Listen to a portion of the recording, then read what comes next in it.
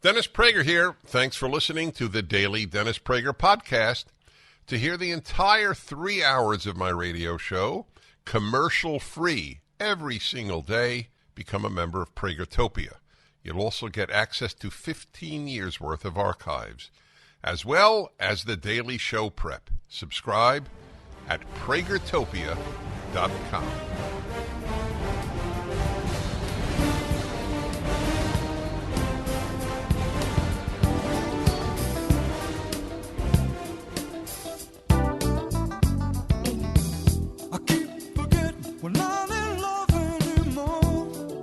It is Tuesday, October 25th, 2022. Mark Davis in for Dennis Prager. It is always a joy to be here. The always present challenge is, what will we talk about? What are we going to do? What are the crickets and tumbleweeds in the topical environment going to yield? There is no shortage of stuff, and it's always great to be here. Mark Davis from 660 AM The Answer in Dallas-Fort Worth, where part of my gig in the 10-plus years that I've been here in DFW doing the Salem morning show, after 18 years down the dial here in DFW and a few more years in other places, the joy of having a part of my professional life given the chance to do Prager and Hugh Hewitt and various other shows on the Salem radio network, deeply, deeply appreciative. And so we've got a lot we're going to talk about today. I'm going to give you the phone number, tell you some places I want to go, topically speaking. You then can call the show and tell me some places you want to go. This is quite the collaborative effort. You know the phone number, 1-8-PRAGER-776, 1-8-PRAGER-776. Follow things on the show, all things Prager at DennisPrager.com, PragerU.com. Keep track of me at Mark Davis on Twitter, at Mark Davis. And there we go. So all kinds of ways for us to be in touch with each other. But for the traditional talk show methodology of you calling me to say things on the show, that is 1-8-PRAGER-776, 1-8-PRAGER-776. So I look forward to hearing from you. Suzette, taking your calls. Rick on the video, Sean on the audio, everybody doing what they need to do. A word, if I can, just for a couple of minutes, on what today is and how particularly blessed I feel. It's uniquely fitting for me to have a 2 talk show day today. As I always say, there's no better show prep for doing the Prager show than doing my own entire show earlier this morning. And boy, I did. And boy, we talked about a bunch. So I very much know a lot of the things that are on the public's mind. DeSantis versus Crist last night. The whole notion of how is this Dr. Oz, John Fetterman thing going to go tonight? They're on a debate stage. Oh, Lordy, I'm just so uncomfortable. We'll sort of talk about that. My main discomforts are over the wreckage of what used to be my country, or what used to look like it, in terms of a vibrant economy, in terms of borders that existed, in terms of a culture that at least cleaved to some basics, like how many genders we have, things like that. And all that is just shot to hell, if you'll excuse me. And we are trying in the election that is 2 weeks from today, we're not just making a governmental statement. We're making, I believe, a societal statement that says enough. Not just enough to Democrat policies, not just enough to the bad ways in which they govern, but we're also saying enough to the cultural sludge, the extremism that is spread across so many corners of society by the left. And I think this is a reckoning. I think this election is an opportunity to stand up to all of that. So we're going to talk about all those things today. But it's particularly fitting for me to have 2 glorious shows to do today. Well, the first one was glorious. We'll see about this one. I'll leave that up to you. Because here's where I am now. Here's where I get to do shows now, here in Dallas-Fort Worth, working for the Salem Media Group, and every once in a while doing national shows like Dennis. What a path it has been. Been pretty remarkable. And it's been 40 years in the making. 40 years. Oh, please. Cue the crowd. Thank you, Sean. Thank you very much. 40 years ago today, October 25th, 1982, I sat down in a studio at 6869 Lenox Avenue on the west side of Jacksonville. So all you WBOB listeners at the 600 frequency, a special shout out to you in the Prager audience. But at that time, the 600 frequency was WOKV, Jacksonville call letters that have since traveled to other stations. But on this particular day, October 25th of 82, what the station had done, as happened, my dad always told me, as your dad and or mom and or, should tell you, you'll be the beneficiary of being in the right place at the right time. Luck will play an important part in any path that you pursue, but you've got to make your own luck. You've got to be in a position to have good fortune smile on you. And you do that with a good work ethic. You do that by just having good habits and, diligence and faith and just all the things that we're supposed to do as people that can help you make your own luck. So after graduating from the University of Maryland, doing a couple of years of reporting and newscasting in Charleston, West Virginia, after 2 years in West Virginia, you go looking for somewhere flat and warm. And for me, that was Jacksonville. And I come in and I'm doing newscasts and doing reporting at WOKV in Jacksonville. And then the gentleman who hired me, that news director, leaves, and they came to me and said, "Hey, do you want to be news director?" I said, "Okay, sure." And so I'm running a 5-6 person news department and doing the budgets and all that stuff that I had no interest in whatsoever. But I loved the news, covering the news, writing the news, reporting the news, anchoring the news. And that's what my journalism degree was about. And that's what I thought I was going to do, hey, forever. Then another interesting twist there in Duval County, Florida. We had an AM/FM combo.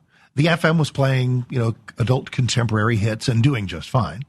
The AM was playing music and dying on the vine because, hey, wasn't everyone on the AM dial that was still playing music? I mean, please, who does that? And so they changed the format slowly, grudgingly, and with no real budget to do so. So they came to me and said, look, we're going to sign on to this thing called the ABC Talk Radio Network. Now, here's where the Prager base of listeners in Los Angeles, these are names that are going to resonate. California folks, listen up. Because the ABC Talk Radio Network was a full schedule of folks, mostly from KABC in LA and KGO in San Francisco. Owen Spann, Dr. Susan Forward, Michael Jackson, not the Michael Jackson, the British Michael Jackson. Hello, I'm Michael Jackson, and joining us now is Henry Kissinger, this wonderful, mannered British gentleman, just a wonderful interviewer and a wonderful host. Then Dr. Tony Grant with more personal advice. And it was just a big day of satellite shows and with me doing the morning show. And they came to me and they said, look, do you want to do a talk show? For no additional money? I said, I'm your man. I'm your guy. How can I refuse? And I'm guessing those early shows, well, no, I have taped evidence. Those early shows, oh, no. Let's just say, thank goodness they got better. A little better, I think, and I hope. A couple of years in Jacksonville, 5 years in Memphis, got to go to Tampa and St. Petersburg, got fired there after 12 weeks when they changed format and fired everybody. God closes some doors that others may open. So there in 1990, with no gig, I was suddenly available to put in a pitch to a station I grew up listening to, WRC in Washington. And they had a new program director, a gentleman named Tyler Cox, who hired me, took the flyer on me. And so I got to go back to the town where I grew up. I was a native Texan in San Antonio due to the Air Force, but I grew up in the suburbs of D.C. because Dad was then stationed at the Pentagon. So I grew up in D.C. due to the Air Force. Thank you very much. And loved my time in Washington. After a couple of years in D.C., the guy who hired me leaves there and comes here to DFW, to a station down the dial from my current employer here at 660 AM The Answer. So I was there, and I was there for 18 years, and it was awesome. Then God closes doors that others may open, and we had a contract impasse, and we go back to my dad's advice. Never leave one job. Never leave a job. Never leave a job unless you got that next job stored right there in your pocket, ready to go. Well, radio's a little different. You got to sign up for like 3 fresh years, and it's not like you can make your decision day in and day out. So the economy had crashed. 2008 was hell on everybody. All media, radio, TV, newspapers were all suffering horribly. And so the stations around the country were all saying, hey, Air Talent, you're going to make about half of what you made last year. Take it or leave it. And I left it. I said, well, let me put this in God's hands. Talk to my wonderful wife about what we might do. I might self-syndicate or try to become a radio entrepreneur or what nobody wanted to do, leave town. And the phone rings and it's Salem. And I'm the morning guy at 6:60 a.m., The Answer. And darned if I don't get to do cool things like this every once in a while. A 40-year path of talk shows that leads me here to you today. I am forever grateful. Okay, Mark. Shut up and take some calls. We got a lot going on. Let's do. Telephone number is 1-8-PRAGER-776, 1-8-PRAGER-776. How you feeling? What you thinking? Very broad 30,000-foot level stuff. But I want to go straight into some of the races. DeSantis, the Florida situation, the Pennsylvania situation, the Arizona situation. Are there folks out there in Arizona who are going to go vote for Kerry Lake and then turn around and vote for Mark Kelly? I need you for a moment, please. Mark Davison for Dennis, and we will be right back.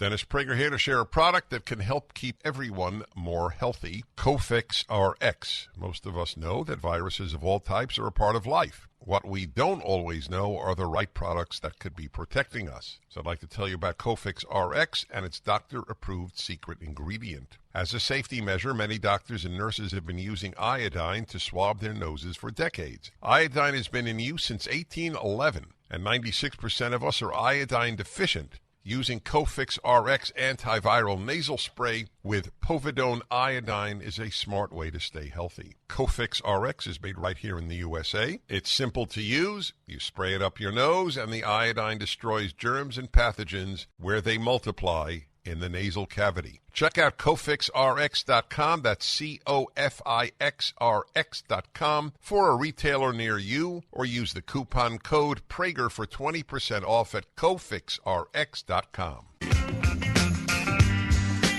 That's where you can see us, SalemNewsChannel.com. Are you listening wherever you may be, listening on via the app, listening via your local station? We are enormously grateful. I'm Mark Davis, always grateful to be here for Dennis Prager. Follow me on Twitter at Mark Davis, M-A-R-K Davis, and call the show at 1-8-PRAGER-776, where people are already doing that. We're going to head to those calls in just a second. Tonight, Fetterman versus Dr. Oz.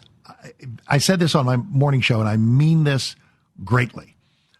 I want Fetterman to do well tonight in terms of processing the English language and speaking it.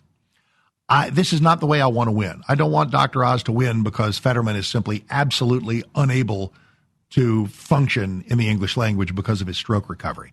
I pray for his health and for his continued success in that recovery. I like our guys to win because our ideas are better. Our candidates are better because their ideas are ruinous, et cetera, et cetera, et cetera. All of which is true with Fetterman. But I'll tell you one thing. This could, I don't want to say backfire, but there could be, he could score enormous empathy points by struggling through this debate with whatever laptop screen he's going to be looking at to know what anybody is saying. You can't have that in the Senate. You just can't. And this is not ableism. And it's not attacking a disabled guy. Please, I got to tell you, there are deaf people, stone deaf people who have done fine in public office because it's all baked in. They got to do sign language. There are various things. Thank God for the cochlear implant. Some of them can hear now. But this is brand new to Fetterman. It's all new, and it all has to do with actually being able to even remotely understand what people are saying on the fly, in a hallway, in a news conference. This is not sustainable as it is now. So we'll see how this all plays out on a debate stage tonight. I am not looking forward to it. But so I don't know. Your thoughts are welcome. 1-8-PRAGER-776, 1-8-PRAGER-776. Let us head to some of these wonderful calls. We are in Grand Rapids, Michigan. Let me take us where we're supposed to go on there. And that is you, Eugene. Mark Davison for Dennis. How you doing, sir? Hey, I'm good, Mark. How are you today? Doing great. Thank you. By the way, that was very nice what you just said about Fetterman. I agree with you. Unfortunately, we're probably in the 1% within our party that feels that way, but I do agree with what you just said. I don't know. Well, thanks. I do too. With that said, I wanted to run something past you that a left-leaning friend of mine told me. I hadn't heard this, but I don't know. That is that a number of people from President Trump's inner circle testified under oath that he knew that Biden won the election, and during the insurrection, he sat around and watched TV for 3 hours. Have you heard anything about that? Well, sure. I mean, I've been paying attention to that stupid January 6th committee and all of these obsessions about the nuts and bolts of that day. Let me address both of those. Well, on the first, as what? Well, hi. Hey, here's a crazy idea. You brought stuff up. I'll address what you brought up, and then you address what I then say. It's an awesome system. I've used it for 40 years. So sit tight, 60 seconds. Be right back with you. So in terms of what Trump thought about the election, I think he might have known in his heart of hearts that the overturning of the result, however flawed he viewed it to be, was probably not going to happen, and that he would probably have to endure, as we all have, a Biden presidency. Publicly, his view was, we're going to win this, we're going to prevail, we're going to do this, we're going to challenge it in court, we're going to see how it goes. In his heart of hearts, did he know that was probably futile? Maybe. I don't know. I'm not a mind reader. As far as what he did for the hours of the January 6th rioting, and it was rioting, count me among those who wish he had come out earlier to say, hey, you're not doing me any favors here. You're not doing the country any favors here. Go home. That would have been lovely. Would it have worked? I don't know. But I confess that I don't particularly care about that much in the aftermath. It was underway. It was terrible. The people who rioted should be prosecuted promptly. That's not happening. The 75 million who voted for him, or the other thousands who came to the Capitol that day because they were unsatisfied with the accuracy of the result, they should not be smeared by the acts of the rioters. And so now here we all are. Back to you. Yeah. I don't even know what to say. I'm just shocked at these allegations. I'm sure you don't. I mean, why? What is so incredibly shocking? What is it that just makes you stop down in a deep funk as a result of anything that we've just talked about? What is it that's so huge? Well, I'm 53, and in my lifetime, I never thought we'd have an insurrection in this country, and I never thought there'd be so many stupid, naive, and dumb people to believe the BS that this clown puts out every day. Well, but that's just you. But that's just you hating millions of people. So if you can wear that all day, knock yourself out. There's a spectrum of people, and Lord knows we saw some of them with all kinds of voting machine issues, and we're going to release the Kraken and that whole Sidney Powell, Lynn Wood thing that didn't work out so well. And yet there are still millions of people who look at the rules that were changed unconstitutionally in several states on the fly and looked at various votes that were counted that simply shouldn't have been. It's not fraud in the usual traditional sense. No courtroom was going to find that. No court challenge was going to be successful, except the one that originated in my state, where our Attorney General, Ken Paxton, went to the Supreme Court and said, look, rules were changed on the fly. That's unconstitutional. Supreme Court punted. That was the challenge that might have meant something. It didn't. Here we are. So, get over yourself and let's move on. So who do you think won the 2020 election? I have no idea. You have no idea. I have absolutely no idea. And that's not good enough for me. Even though they went to court 60 times.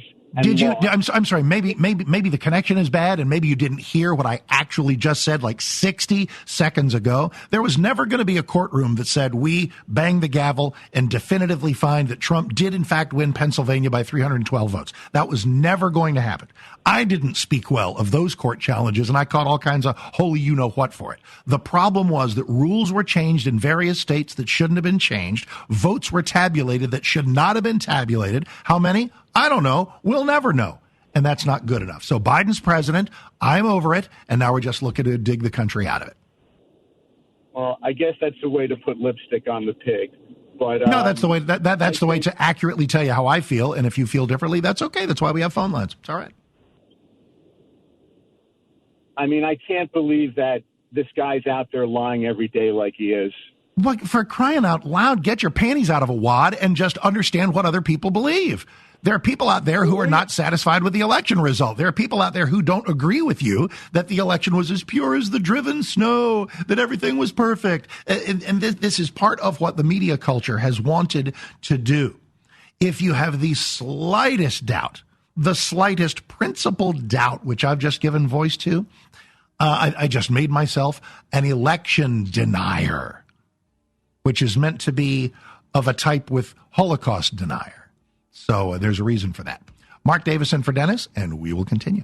The Dennis Prager Show. History repeats itself, and we're seeing that play out with inflation. When Jimmy Carter took office in the late 70s, gold sold for $140 an ounce. By 1980, the price of gold topped out at $870 an ounce. If today's market performs like it did when Carter was in office, the price of gold could skyrocket from $1,800 an ounce to $9,300 an ounce. This is Dennis Prager for AmFed Coin and Bullion. Don't miss out on a great opportunity to purchase precious metals while the prices are still stable. If history repeats itself, we'll see a run on gold, silver, and platinum that will certainly drive up prices. Be smart and buy now, as I am. At AmFed, you're dealing with specialists who provide you with personalized attention, honest information, and sound advice. You'll never be pressured into buying outrageously priced so-called collectible coins or anything that you don't need. Take advantage of today's prices. AmFed Coin and Bullion, 800-221-7694. AmericanFederal.com, AmericanFederal.com.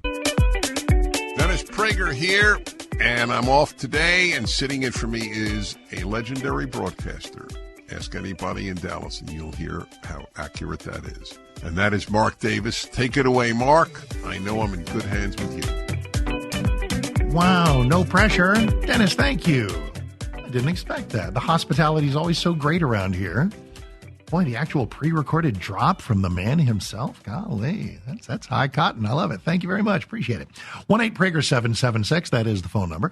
Let's hop back to some more calls. I got all kinds of things, front-loaded in my brain for things I want to cover with T-minus 2 weeks to go before the election. This might be the last time I get to fill in before the election itself. Next time I'm here, maybe we're talking about a 52, dare I dream 53, Senate seat majority there in the upper house, in the upper part of Congress, and was certainly going to win back the House of Representatives.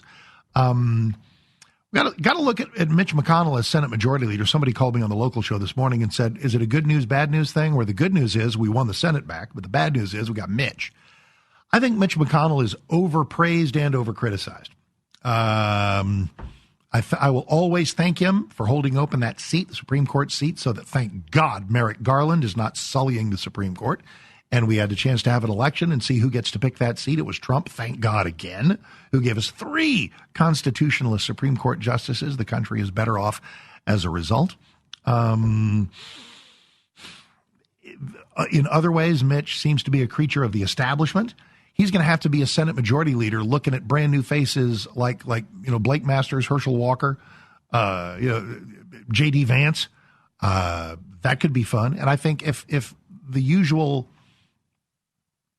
characteristic of Mitch that is most concrete is that Mitch is going to do what's good for Mitch, which, by the way, is true of most politicians, especially in leadership positions, that maybe that'll wind up being a good thing because he'll see the way the field is striped and that there is a certain, you want to call it Trumpian flavor, MAGA flavor. Let's call it a bold conservative flavor among some of the new arrivals so that it would do well for him to be part of the solution and not part of the problem.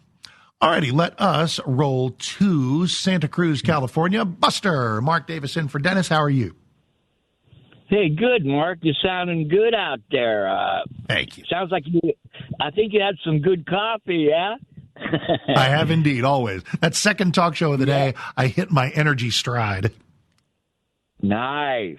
I like a comment on Mitch, but the main thing I wanted to talk to you about is I like your opinion. Because I had to wake up to another mass shooting. I'm kind of really put me on edge, and I kept thinking we need some kind of deterrent. I think you remember the electric chair, how scary that darn thing looked, or something similar as a deterrent. Not necessarily use it. Maybe. What do you think? Well, if you're going to have it, why not? I saw the Florida electric chair in use in 1984. I think I've regaled people with that story here. I may do it again if you want me to. But the point being, I went in to witness an execution in Florida, and I was kind of ambivalent. I was 26. I was ambivalent about the death penalty. coming out, I was absolutely a steadfast supporter because I saw the peace and the closure of the families of the victims of the guy that I'd just seen put to death. Made me a death penalty advocate, which I remain to this day. Execution falling out of favor. I think death penalty is losing support by the day. It is scriptural. It is symmetrical. It is just. It is right. Problem is, in the human hands in which it falls, we've had some screw ups. We've had some executions that didn't go real well, and we've had some people plucked off a death row because it turns out they were innocent. We always hate that, and maybe we ought to move for the standard for executions. We convict people beyond a reasonable doubt. Maybe for execution, it ought to be beyond the shadow of a doubt, because I don't want to do away with the death penalty. How about you? Yeah, no, definitely something's got to be done. These maniacs got to get in their head. You know, they're going to play. There's going to be hell to pay. Yeah, it's about. I've always wondered how much of is it a deterrent? It is a proper consequence. It is a just result. The reason we have a death penalty is because innocent human life is sacred. Innocent human life is sacred. So much so that if you take one, we're going to take yours. That's the logic of the death penalty. Is it a deterrent? I don't know. I don't care. I support it anyway. The reason I wonder whether it may not be is, does everybody expect to get caught? I guess they probably do. Who gets away with murder? OJ. Generally speaking, I don't know if people are thinking that far ahead when they commit murders. I don't know. But whether it's a deterrent or not, I think the death penalty is a national tradition worth preserving. Mark Davis in for Dennis. More of you are next. 1-8-Prager-776. Stay here. The Dennis Prager Show. You all have helped build MyPillow into the incredible company it is today and have trusted in Mike Lindell to give you a great night's sleep. On top of the special available to my listeners on the Percale and Giza Dream bed sheets, marked down as low as $29.98, Mike is now changing the game with his 3-piece towel set. This set is made with USA cotton, making it extremely absorbent, yet still providing the soft feel you look for in a towel. This set comes with 1 bath, 1 hand towel, and 1 washcloth, typically retailing for $49.99. For a limited time, you can get this 3-piece towel set for the low price of $19.98 with the promo code Prager. Don't miss out on these extraordinary offers. There's a limited supply, so be sure to order now. 800-761-6302. Use the promo code Prager or go to MyPillow.com, click on the radio listener square, and use the promo code Prager.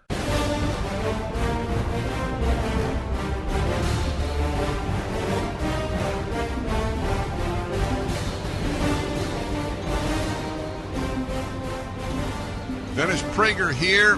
And I'm off today, and sitting in for me is a legendary broadcaster. Ask anybody in Dallas, and you'll hear how accurate that is. And that is Mark Davis. Take it away, Mark. I know I'm in good hands with you. Thank you, Dennis. Always a pleasure, always a joy to be here on the Dennis Prager Show. I am indeed Mark Davis at 660 AM The Answer here in thriving Dallas-Fort Worth, here in Texas. We're making a little news here ourselves, as we always do. If those of you elsewhere are wondering if my state is about to turn purple or turn blue, that's going to be a big fat no. Here in 2 weeks from today, Greg Abbott is going to win, and it's not going to be that close. Our Lieutenant Governor Dan Patrick is going to win, and it ain't going to be that close. Our Attorney General Ken Paxton is going to win. I thought that one might be close. I no longer do. This is a red state. We're going to fortify our role as such. Here's why everybody in Iowa and Utah and Alabama and Florida and Oregon and why conservatives ought to care about this is because if Texas is ever lost, if we are ever no longer a red state, you will never elect a Republican president again. We have 40 honkin' electoral votes now. 40. We've upped ourselves to 38 congressional seats plus our 2 senators. That's how you calculate your state's electoral votes. And so we have 40 now. And so that's an 80 vote swing, an 80 electoral vote swing. And look at how close a lot of the past elections have been. You take 40 away from the Republican nominee and hand them over to the Democrat camp. That is an 80 electoral vote swing. Good luck So, yes, my state is important. And I'm spending every day prodding and cajoling everybody listening in my state to get out there and vote. Our early voting is underway. And with that, we find an interesting quandary because I have never been a fan of early voting. I'm telling everybody to do it. I'm not stupid. But it's, I mean, I know that we've talked about my 40 years in talk radio being measured and observed today, for which I'm grateful. When I was a boy, back in 1982, doing a talk show, we had one election day, and we knew what the results were by midnight. We got on with our lives. Do we just have too many people now? And we've gotten to the point where convenience is like the most important thing, when it never has been. Having voting be convenient is great. I mean, it should not be ridiculously hard to vote. And here's the good news. It's not for anyone. Voter suppression is a poisonous, historically illiterate myth. I mean, now, did we have suppressed voter suppression in the past? Jim Crow, literacy tests, of course we did. Poll taxes, of course we did. Those are gone now. There's no excuse for not being able to vote. There's no excuse for not being able to show an ID to prove who you are and be recognized as who you are when you cast your in-person vote. Now we got mail, we got ballot dumping, we got ballot harvesting. It's all for the birds. And Georgia has been voting since the 4th of July. I mean, I know it's only a couple of weeks, but we're in Texas. We just started yesterday. Here, didn't mean to turn this into a big early voting rant because I got a term limits rant to come too. And you may make a mini rant of your own at 1-8-PRAGER-776, 1-8-PRAGER-776. I've always believed that voting, the best democracy involves an election day singular.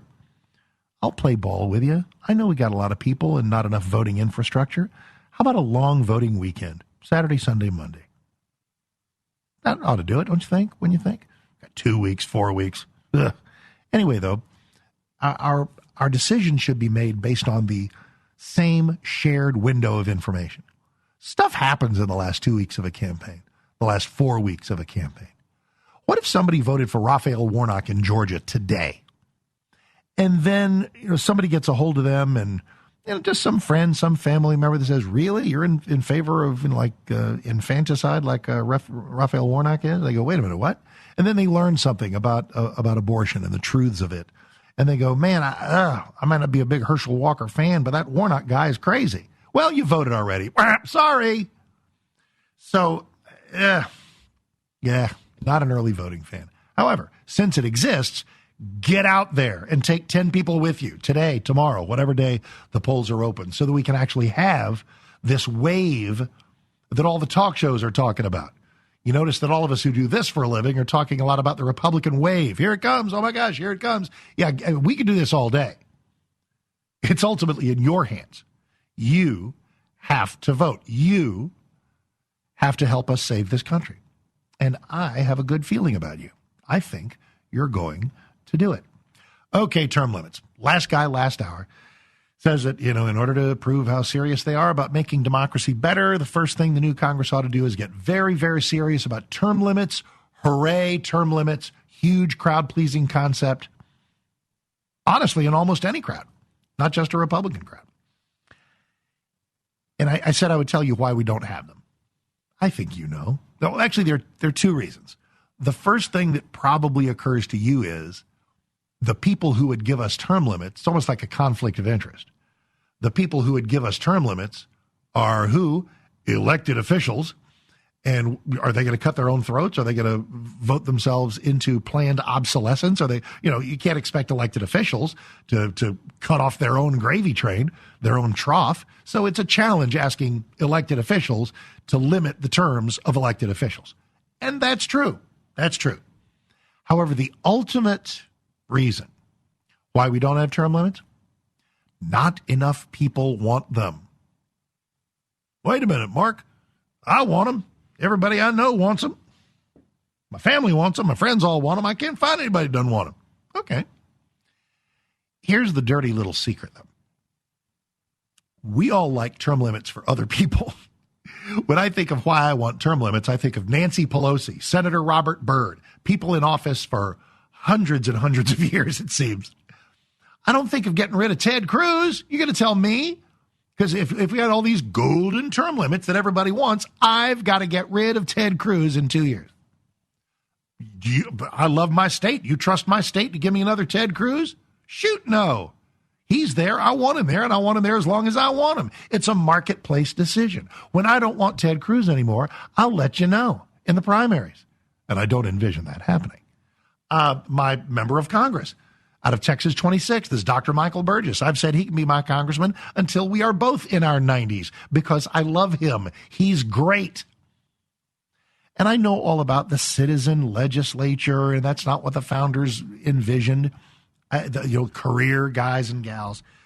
I get it. But I'm certainly not anti-term limit. I'm not opposed to the concept of term limits. I'm not hostile to it. Not at all, not at all, not at all. If enough people decide we want it, we'll get it. Because what we have now is X percent of people running for office who say some people term limit themselves. They say, I will only serve for 12 years. That's the way the usual term limits plan gets rolled out. Two terms in the Senate, 6 plus 6. 6 terms in the House, 2 years times 6. So 12 years, both places. There's another detriment to term limits that sometimes people don't think about. Guess what's not going to get term limited? Guess who's not going anywhere? Lobbyists, the swamp, unelected tyrants that extend through the tentacles of government. Ain't no getting rid of them, unless we elect the right people to do it. But they're going to be a constant presence. Staffs, lobbyists, pressure groups.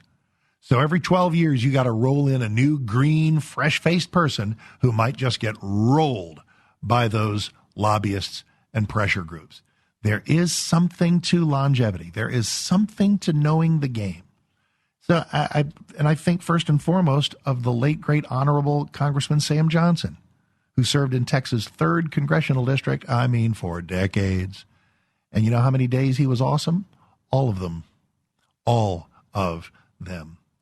So, I'm all right with term. I'm call me ambivalent, Everybody says they want them. I get it. I hear you.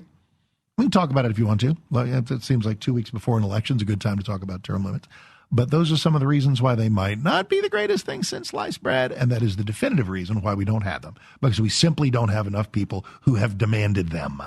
If we do, then we will have them. If we get people losing congressional races because, hey, you promised to vote for term limits and you didn't do it, so out with you, well, guess what? We have not arrived at that point. So there's Little Term Limits 101. It is Tuesday, October 25th, the Dennis Prager Show, 1-8-Prager-776, 1-8-Prager-776. All things Prager at DennisPrager.com, PragerU.com for the wonderful PragerU videos. Follow me on Twitter at Mark Davis, M-A-R-K Davis. Here we are, taking calls, slinging hot topics, having a great time. Mark Davis, stick around. We'll be right back on the Dennis Prager Show.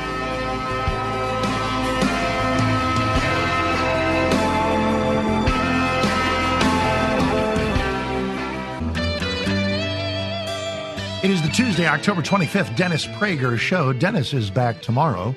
In his stead, here I am, Mark Davis, host of the morning show on 660 AM The Answer. Excuse me, I misspoke. Dennis is back on Thursday. Who does tomorrow? Let's plug them. Bob France, voice of Cleveland. He's so great. He is so great. I'm a huge Bob France fan. So Bob is with you. You'll be well served by him tomorrow. And then Dennis returns on Thursday. All righty, to the phones. Lots of things. Election 2 weeks away. What do you think? Talk about various specific states. DeSantis and Crist were on the debate stage last night. That did not go well for Brother Crist. Fetterman and Dr. Oz will be on the debate stage tonight. That probably won't go real well for. Listen, if Fetterman were as glib and had the facility of language of Ben Shapiro, it wouldn't go well for him on the debate stage last night because he would still be saying John Fetterman type things. As it is, we face the specter and the oddity, and I don't know how this is going to go, of him just struggling with processing the English language, going in and out. I don't want that for him. I don't, we can't have that in the Senate, I'll tell you that. So we'll just sort of see how that goes. And I've got some things to say about Arizona. Listen, we got a big listenership in Arizona. Big listenership on the big Patriot station in Phoenix and various other folks. Out in Arizona, there are apparently people, because the polls seem to indicate this, because Kari Lake has a slight lead on this Katie Hobbs. Ugh, what a piece of work she is. Won't even get on a debate stage with Kari Lake. Gee, I wonder why. Anyway, though, Blake Masters continues to be like 5 or 6 behind Mark Kelly. That means there are people who plan on voting for Kari Lake and then voting for a Democrat, Mark Kelly, for the Senate. What is the matter with you? I will lovingly ask that question here in just a little bit. And listen, maybe that's you. In fact, do me a favor. You know you'll be treated lovingly and respectfully. If you're in Arizona and you're planning on voting for Kari Lake and Mark Kelly, you're a ticket splitter. I'm sorry, it sounds like a playground taunt. Oh, Billy's just a ticket splitter. Let me hear from you, because I'd like to explore that world a little bit. Let's explore a lot of worlds on the phones here, shall we? We are in Illinois. And Mike, that is you. Welcome. Mark Davison for Dennis. How you doing? Mark, good afternoon. Thank you for taking my call. Hi. I've listened to you for years. I appreciate it. Don't take my question in a negative connotation. It's one of a challenging thing that I want you to think as us as listeners, how That's we fine. have to really think. Sure. You probably state that you have this vax and you've been boosted and things like that. And I'd have to say, out of what we have seen already with factual information, everything else like this, with what you know even today, do you think it would be a mistake to actually be proud to be boosted and vaxxed or whatever the shot is that has been put into our bodies? Because ultimately, as Trump supporters, especially a vast majority of us, we believe this was a huge mistake by Trump. And to actually keep on doing this, all we did is degrade our constitutional rights, degrade people from their financial abilities. They've lost careers. Whoa. Okay, well, separate it out, because there are a couple of places to go. I'll do me for 60 seconds, then you do you.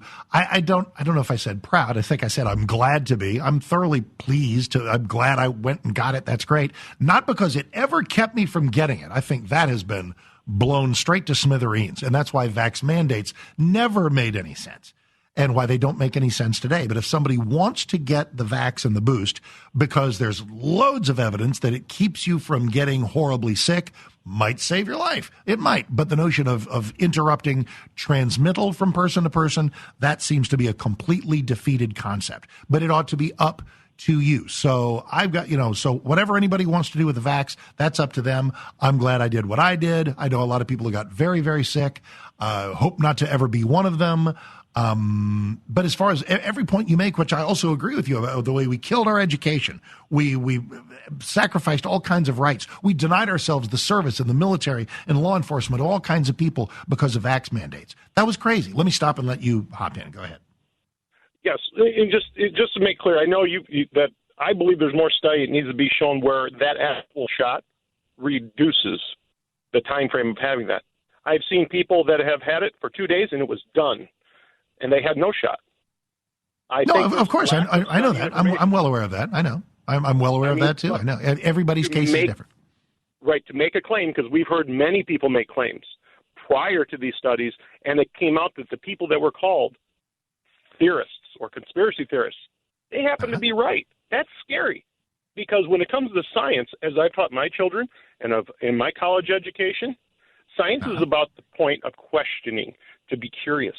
But when we shut it down, that's when we have problems. We lose. 1,000% agree. But we should always remain completely open to opening our eyes and making judgments based on what seems to be happening in life. And if that begins to contradict what experts and what the Faucis and the CDCs of the world say, then it's time to maybe continue to have that conversation. No point of that conversation should ever be shut down online. Do you know the number of people that were kicked off Facebook, kicked off Twitter for something that was once called COVID disinformation? So yeah, still we're largely on the same. To what degree?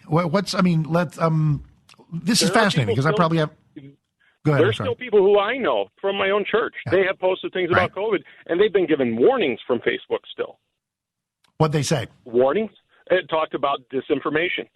Your information has not been factually found yet. And it talked even about the transmittal issue.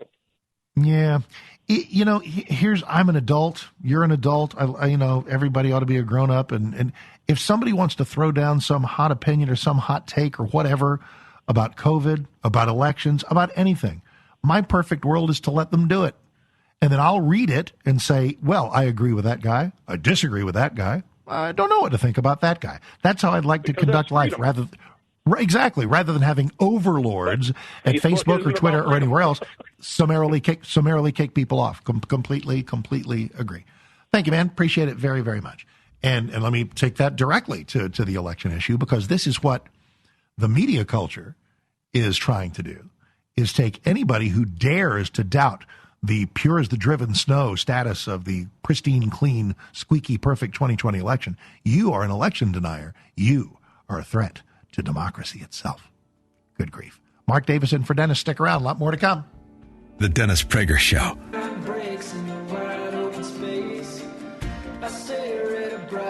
Dennis Prager Show, Tuesday, October 25th, 1-8-PRAGER-776, 1-8-PRAGER-776. Glad you are here. And by that, I mean all of you who are listening, and I mean all of you who are on the phone, 1-8-PRAGER-776. Glad to have you. Let's welcome some more of you here in just a second. The election is 2 weeks away. If you're just joining us, we're talking about prospects in various states and where the various situations might play out. There is something, as the day itself draws closer, it gets easier to kind of put your thumb on the pulse of where you think things are going to go. And I have obviously known, my dog knows, we're going to take back the House. The Senate, I've believed for a long time that was doable. I now consider it to be strongly likely. 51 is all you need to have a Senate majority. There's something about 52 that sticks in my head. I mean, between, because what you got to have, let's say Herschel wins, but Blake Masters doesn't. Let's say that there's another pickup, but then there's a list of things we're going to be able to achieve and a list of things we're not. There's a list of states where we will be successful, a list of states we won't. If the plus side is too fatter than the downside, then we'll have a 52-48 margin in the Senate. If the difference is 1, it's 51-49. If we get crazy greedy, which I'm often prone to do, then we get like a net pickup of 3 of Blake Masters. And that's why Arizona, doggone it, man, Kari Lake is going to win. She's going to beat this Katie Hobbs. And I know that Katie Hobbs is just inept. Mark Kelly is not. He's just a Democrat who says he's just wrong on every issue. But if you're going to vote for Kari Lake and you turn around and vote for Mark Kelly, Democrat for Senate, that's just crazy. Don't do that. Every single vote, please. Every single Kari Lake voter, make sure you vote for Blake Masters as well. I mean, why not save your state and the country at the same time? Am I asking too much here? Mark Davis in for Dennis. Let's hop back to your calls. We are in New Hampshire. Mark Davis in for Dennis. How are you doing, sir? I'm doing all right. How are you doing today? Great. Thank you. Happy Tuesday. Yeah. So I'm able to get in and listen to you guys quite often, and I constantly hear the word democracy thrown around, that we need to save the democracy and save the democracy. And I just recently finished up with a Constitution class. And one of the first things that we really discussed and debated was this term democracy. And we don't have a democracy. We don't want a democracy. What we have is a republic. And correct. If we can keep it, as the old Benjamin Franklin quote goes. Yeah, if we degrade into a democracy, then that's basically when people figure out that they can vote themselves stuff. And it's funny because we are, for those wondering, we are not a direct democracy. We're a republic, a democratic republic, a constitutional republic where the will of the people is not. We don't throw referenda open for everything. We elect people who then do supposedly our bidding, and then we elect them or unelect them, as the case may be. There's a lot of the key difference. The notion of direct democratic response to everything is a lot of what's behind getting rid of the Electoral College. They want the population centers to run America and do away with the Electoral College. The Founding Fathers were geniuses in creating the Electoral College. A lot of people want to do away with it. A lot of that has to do with the difference between democracy and a republic. But you are correct. Where'd you take the Constitution course, and what made you think to do that? Well, it was, I saw an advertisement out on my local community, local Facebook. And, I did a little bit of digging, and the John Birch Society, they're the ones that hosted it. And it was at a local house of mine. And it was interesting. I mean, I plan on going to another one because there was no way that I could pick everything up. Can I ask you something, man? Wow. Because I could hear eyebrows going up. Maybe this is old stuff. And I'm always it's important to me to maintain current views of the reputation of every person and every group. John Birch Society used to be kind of a wheels-off crowd, didn't they? I don't know if what kind of vibe are you getting? Love of Constitution, that's great. Anything wacky going on in there? Well, from what was presented to us, no. And I've read a little bit and heard a little bit, and like I said, I went to this class, kind of with an eyebrow up, kind of expecting expecting the worst. And it wasn't. It was very informative. Why would you go to a class expecting the worst? Why would you walk into a room where it made sense to expect the worst? Well, because you never. That's kind of my life mantra. Expect the worst, hope for the best. That way, you know something. There's wisdom in that, and thank you. And constitutional wisdom, I'll take it from anywhere. Mark Davison for Dennis. Be right back.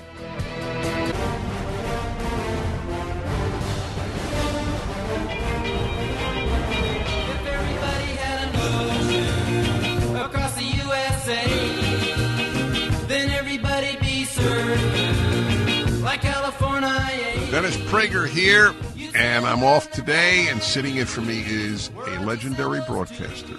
Ask anybody in Dallas, and you'll hear how accurate that is. And that is Mark Davis. Take it away, Mark. I know I'm in good hands with you. Well, I hope everybody thinks so by the time we're done in our third and final hour. Great to have all of you here. Thank you, Dennis.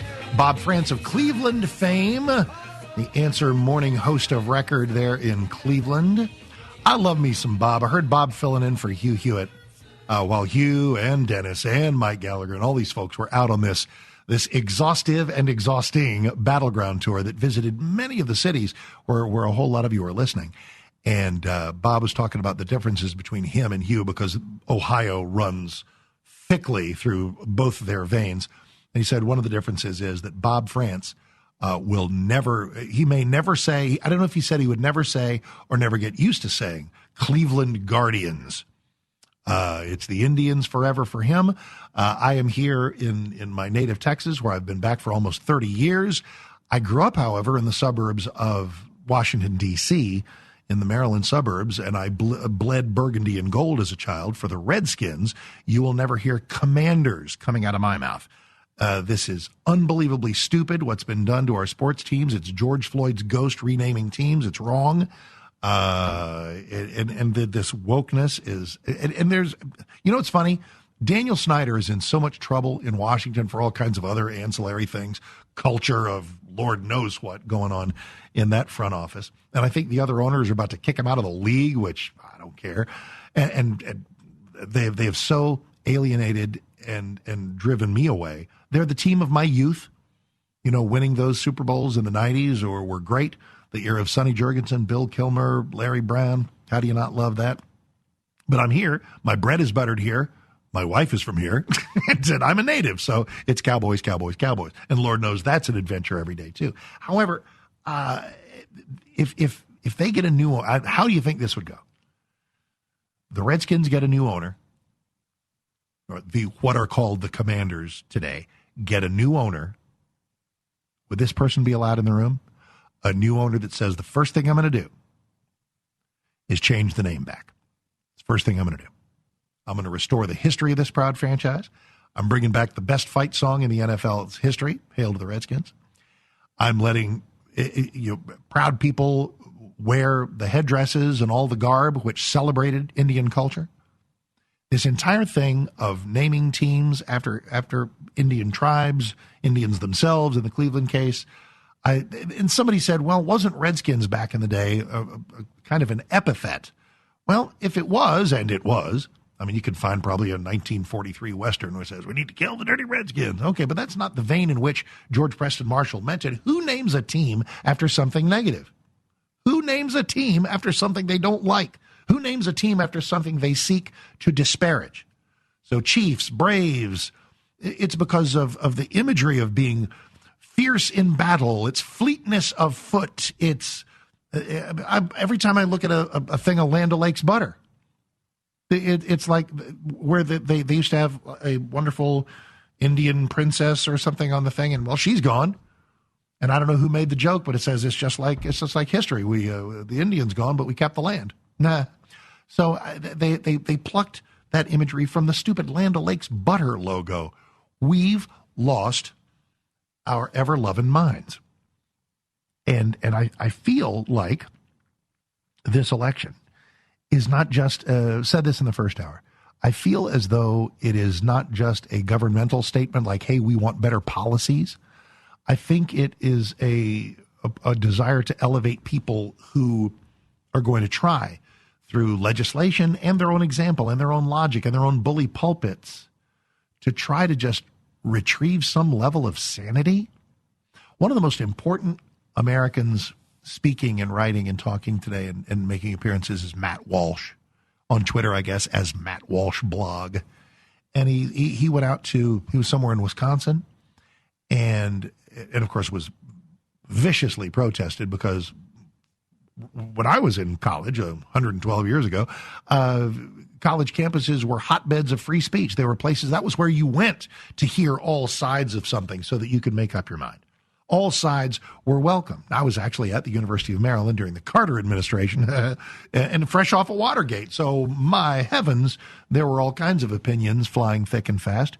We had just extricated ourselves from Vietnam, so all kinds of opinions were flying thick and fast. And it was great. It was wonderful. And this is what Democrats used to care about, a variety of opinion, welcoming all voices to the table. No more. No more. And I think this election is somebody said not long ago, who thought we'd wake up one day and the Republicans would be the cool people fighting for free speech and battling to let all voices be heard, and the Democrats would be the jerks and the fascists trying to shut people down. Who thought that would happen? Well, it has. And maybe this election is a response to that as well. Let the wave begin. And if there's early voting where your state is, then go be a part of that wave today. All righty. Telephone number is 1-8-PRAGER-776, 1-8-PRAGER-776. We are in South Carolina. Tony, Mark Davis, glad to kick off the hour with you. Happy Tuesday. Welcome to the Dennis Prager Show. Hey, how you doing today? Listen, I have a question Hi, good. for you. I have a question for you. I heard Charlie Kirk mention four Republicans that probably will not be elected because of the Mitch McConnell has pulled funds away from their campaign because there are four Republicans that he won't be able to control. Okay, why is he allowed to control the money, and why are other Republicans not addressing this issue with him? Mitch runs a political action committee, the Senate Leadership Fund or whatever it might be called. There are others that are more conservative than Mitch is. It's all a big pile of money that gets devoted toward the kinds of candidates that they want. Mitch has the right, if in a political action committee that he controls, to send that money wherever he likes.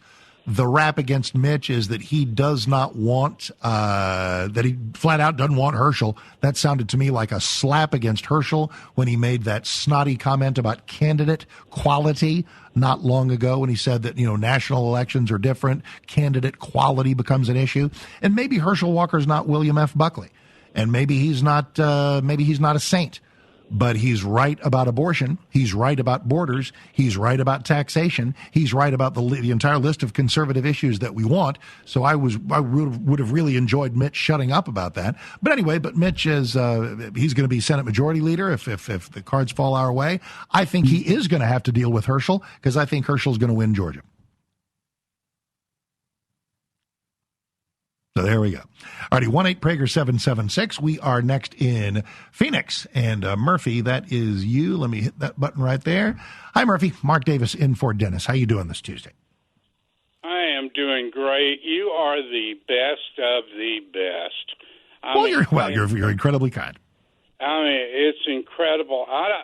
It astonishes me that you don't have a daily radio show. I mean, I actually do, and it's right here in Dallas-Fort Worth, and I wouldn't have it any different, and I love being able to hop over here and play in the national pool every once in a while. You're so kind. Give me a topic. We got 2 minutes. Go. Okay. Do you agree with Blake Masters that Social Security should be ended? Well, there are those who wonder whether we've been really well served by having government take a bunch of our money and then dole it back out to us. Wouldn't all of us who are financially responsible be better? I know I'd be better off if I'd have every dime of Social Security. If they hadn't taken a dime from me and let me invest it, I'd be a million miles better off. I'm 77 years old, and I get a Social Security check, and I don't want to see it ended. Oh, no, he's not talking about ending your benefits. He's talking about the system that we have now, the notion of ahead of time, taking people's money, saying, we got this, we're better than you would be. In fact, let me ask you, if there had never been a Social Security deduction and you'd been able to keep all that money, would you be better off today or worse? I don't want to see old people eating out of garbage cans. Well, maybe now try answering the question. If you had kept all the Social Security money taken from you during your working years and been able to invest it yourself, do you think you'd be better off today or worse? I think the employer would have gotten a big tax break on it. Well, I wish I had time to try a third time, but I don't. But here's the thing. Here's the thing that I do acknowledge. That requires responsibility. It requires doing smart things, and heaven knows not everybody does. So what are the smart things for government to do with the Social Security and Medicare entitlement programs? Let's talk about that as we continue, if you wish. Mark Davis in for Dennis, 1-8-PRAGER-776. Tuesday, glad you're here, and we'll be back in just a moment. The Dennis Prager Show.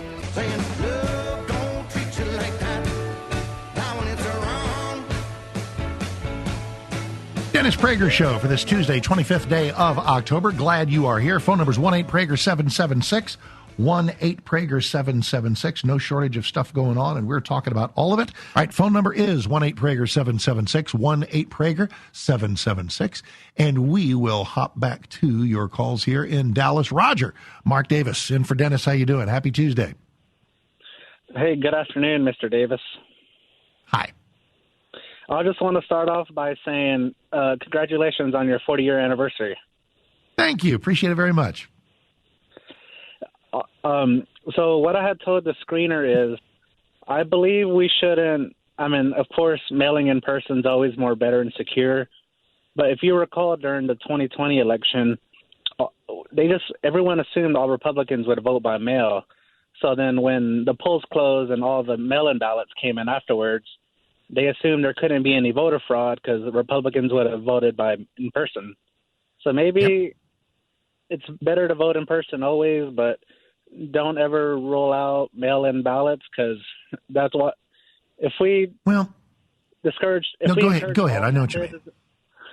Yeah, if we encouraged all methods, then they couldn't immediately roll out any kind of voter fraud. Exactly right. Ideally, I would like to think that we have the ability to have the very few people. I don't even know why we have a whole lot of mail-in ballots. If there are so few people who have no reason, no ability to not be there in person. We've sacrificed everything to the gods of convenience, and we're screwed. If you want to vote, go to the doggone polling place and vote. The bar for voting by mail or by carrier pigeon or whatever else ought to be astronomically high. Because the vast majority of us, and I mean vast, can somehow, especially as we're voting for a flipping month, there is no excuse. Active duty military, and that's about it. So I would love to not have much of a need for voting by mail. I don't want to do away with it as a technology completely, but I want to encourage everybody to vote in person just because that's the best way to do it, and there's less opportunity for mischief.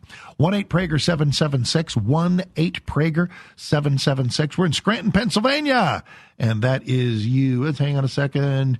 Joshua, Mark Davis, hi. Welcome to the program, Dennis Prager Show. Mark Davis sitting in. How you doing? Good. How are you? Excellent. I was previously actually registered as a Democrat. I ran for local council, but now I've seen so much how the Democratic Party has been hijacked by foreign governments and foreign influence. I mean, it's just so clear to anyone who pays attention. So I am now registered as a Republican proudly. And I just want to go back to what the previous caller said. I think we need more people going to the ballots in person. I think we need voting transparency. We really need to push that and hold the government accountable and have open elections where we can see what's going on behind the scenes. Push for that. There is a lot of attempted foreign interference, but I do believe the spirit of the American people is stronger than any corrupt foreign governments. And then also, I would like to hear your thoughts on the Alex Jones trial and what that means for free speech. Even though he may have been wrong with what he said, it's still about the First Amendment and all that stuff's going on at Infowars.com. That's a great. Let me give you 60 seconds on that, and then tell me what you think. The things that Alex said were execrable and horrible. Monetizing them, turning them into a lottery ticket for people, it was a little weird to me. I'm a big believer in the marketplace deciding which shows they like, which shows they don't, and having that be what determines things. If somebody is guilty of libel or slander, those are actionable, et cetera, the various types of demonstrable harm. I have not much of a quarrel about these families, these grieving families whom he savaged, seeking something from him in terms of damages. Ain't nothing going to bring their babies back. So I don't know how much that gets to be. I think eventually we get sufficiently punitive that we try to do things that are designed to deliver a message. Maybe that restrains the next broadcaster from saying lunatic things. Okay. But I don't know, the $1 billion. I mean, I don't know at what point it would start to strike me as an oddity. But I am a big fan of.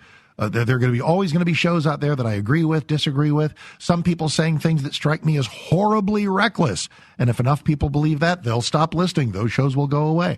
I tend to be a marketplace guy. I'll stop talking. You fill in the blanks and avoid blatant plugs because that's just stupid. So what's your thought on the actual issue?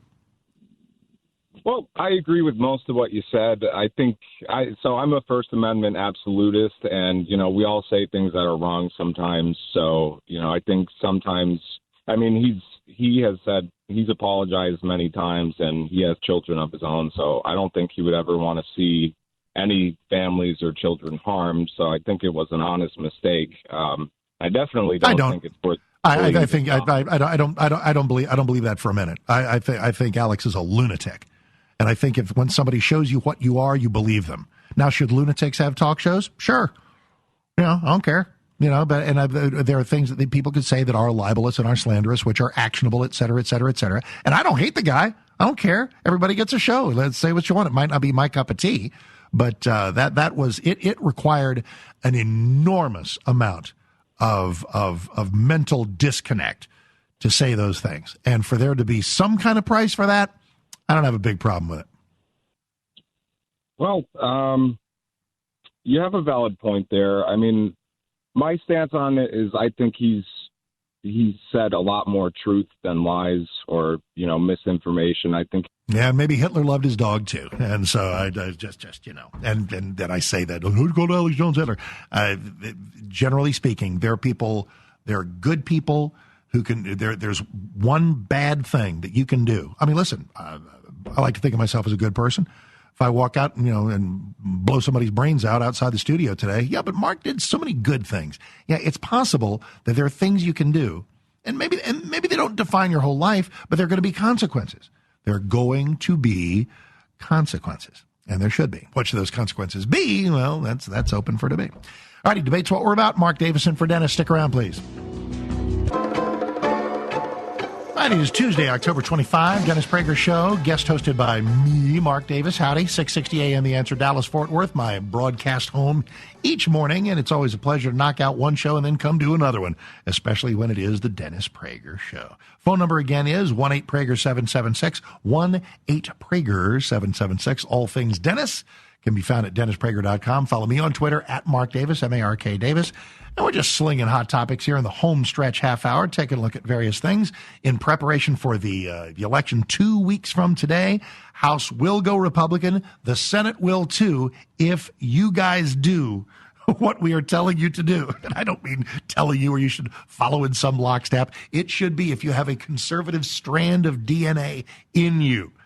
It should be an energizing thing so that you can hop to an early vote if your state provides it. But let's all focus on the election returns of November 8th so that when they come in, when it becomes clear the way people have voted across these 50 states, that we will have done exactly what seems to be in the cards, what the polls seem to be leaning toward. 2 weeks is a long time.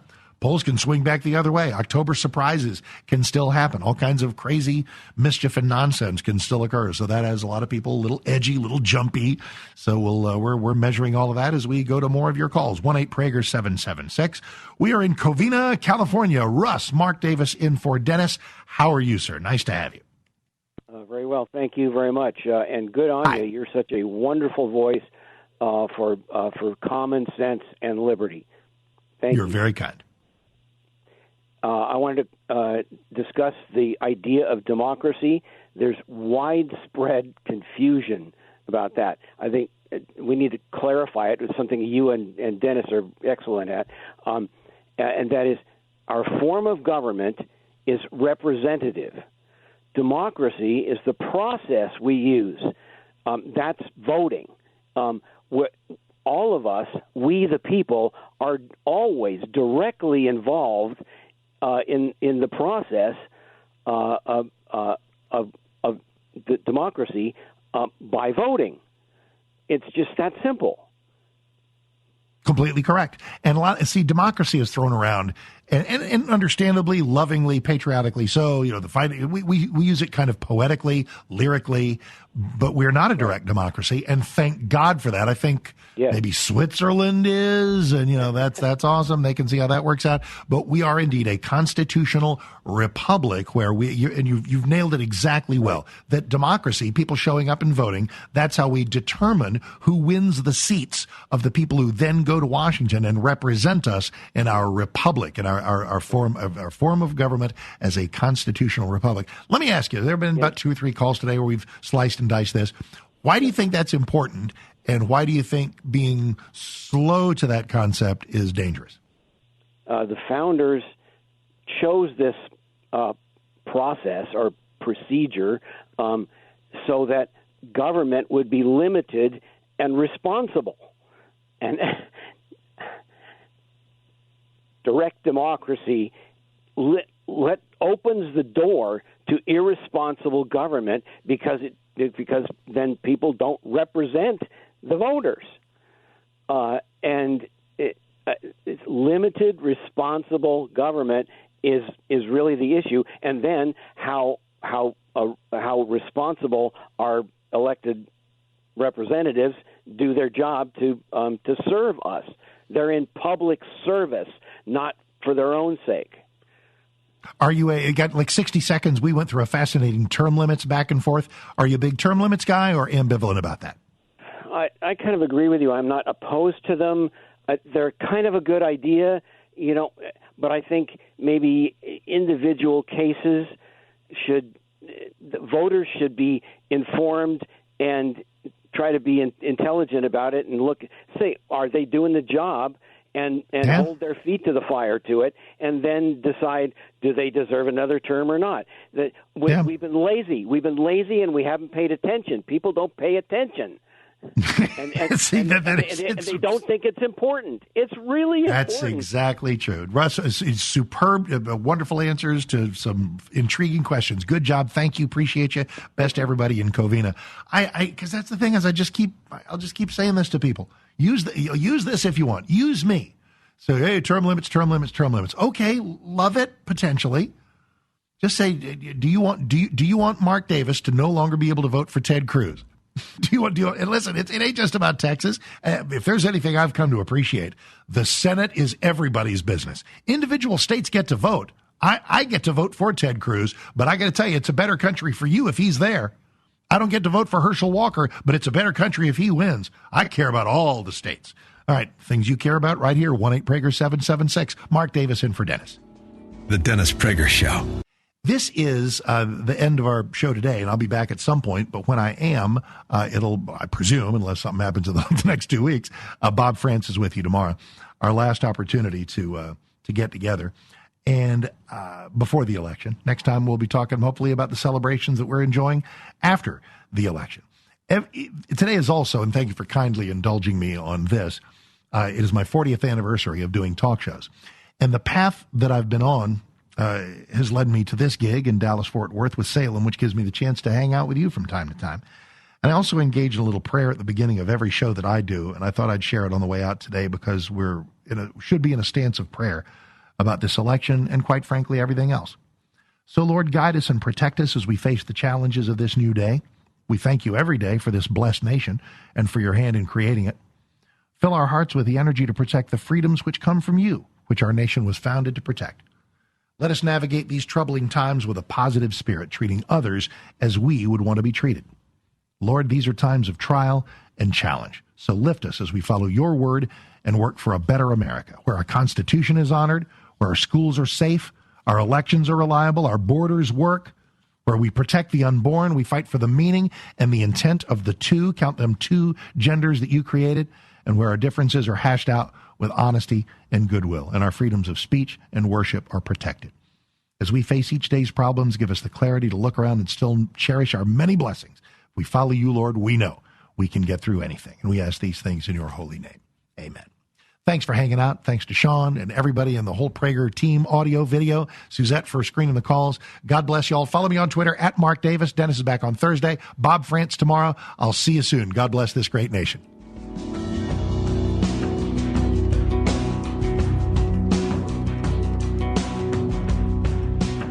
Dennis Prager here. Thanks for listening to the Daily Dennis Prager Podcast. To hear the entire 3 hours of my radio show, commercial-free, every single day, become a member of Pragertopia. You'll also get access to 15 years' worth of archives, as well as the daily show prep. Subscribe at Pragertopia.com.